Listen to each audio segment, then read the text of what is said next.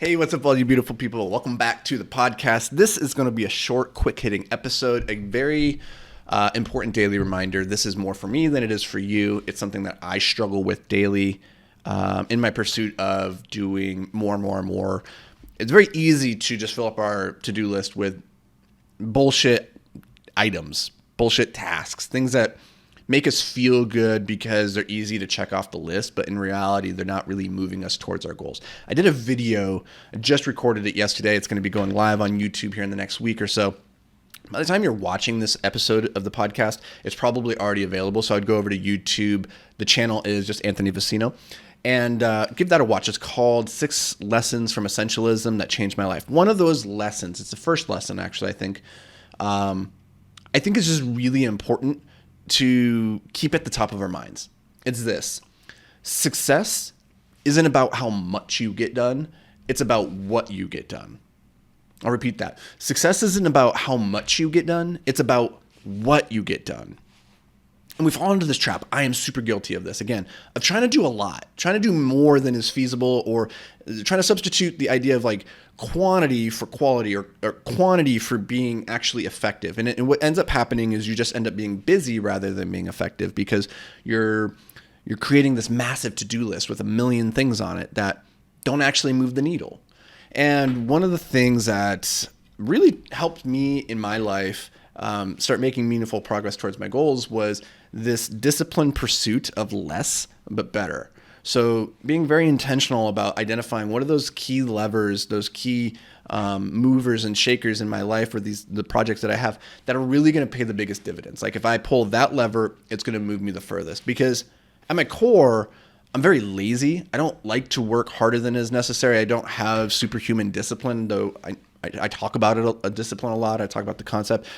A lot of these things that I talk about, it's more about teaching myself and like relearning lessons, because every day is a struggle with discipline or focus or whatever. And so just so you guys know, a lot of the content I create is more for me than it is for you. The act of teaching it is way more valuable to me probably than for you, the listener. And I hope through these ramblings, you also get some value out of it. But just want to be very clear about this value proposition. I'm the winner here. Like I'm getting way more out of this. So I'm learning way more at least. But to make this tactical for you today and to think about, okay, success isn't about how much you get done. It's about what you get done. I want you to look at your to-do list right now, what you've laid out for your day, what's on your time blocked calendar or whatever, and identify what is the most important thing. What is the priority? The word priority is an interesting word. At its core, it means the most important thing, right? And we've kind of bastardized it to say priorities, which means the most important things, but there can be only one most important thing, right? Like that might be very close first and second place, but there is a most important thing.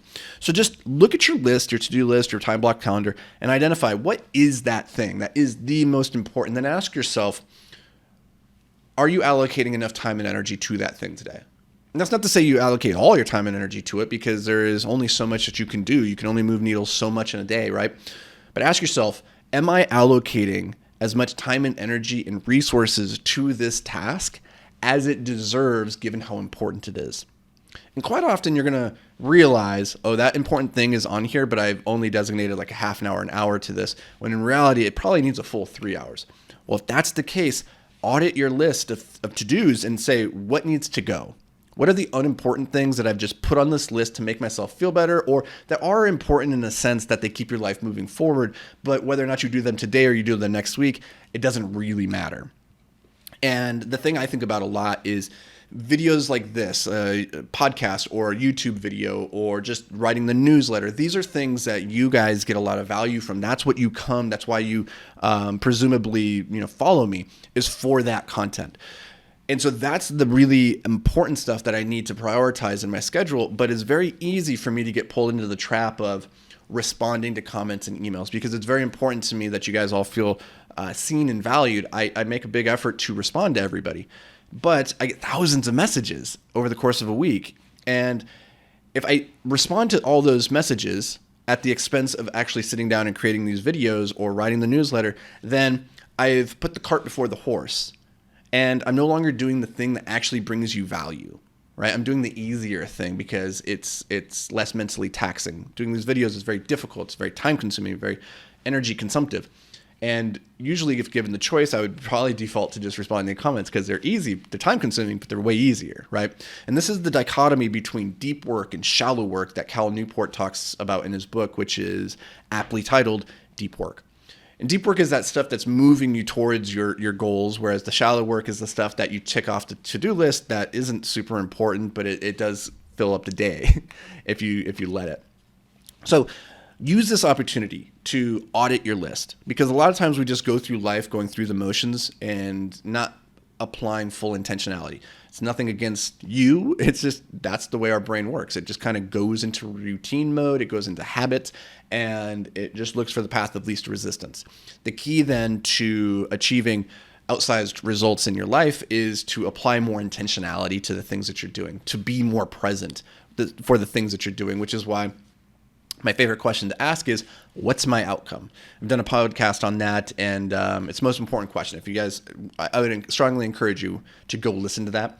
But really what it's doing is it's asking, of the thing that I'm doing right now, of the things that are consuming my time and my energy, my resources, if I continue on this path, what is my outcome? If I just keep answering all my emails and my messages to you guys, then I'm going to have a lot of people who are really psyched to have those messages. But they're not necessarily going to have any future videos or articles or books or anything to read or consume or to help them grow, right? So which one is more valuable? And when you ask that question, what's my outcome? If I keep doing this thing, what's the logical extension? What am I going to get as a result? Often we realize, oh, I'm doing something right now that's not actually going to help me achieve my long-term goals. So take this opportunity to reflect and audit with intentionality on your to-do list today. What is the most important thing that needs your time and attention? What are the things that have just kind of found themselves on the list that need to go?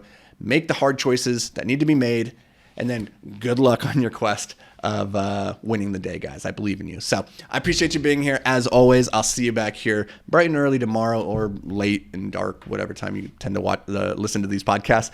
But until then, stay hyper-focused, my friend.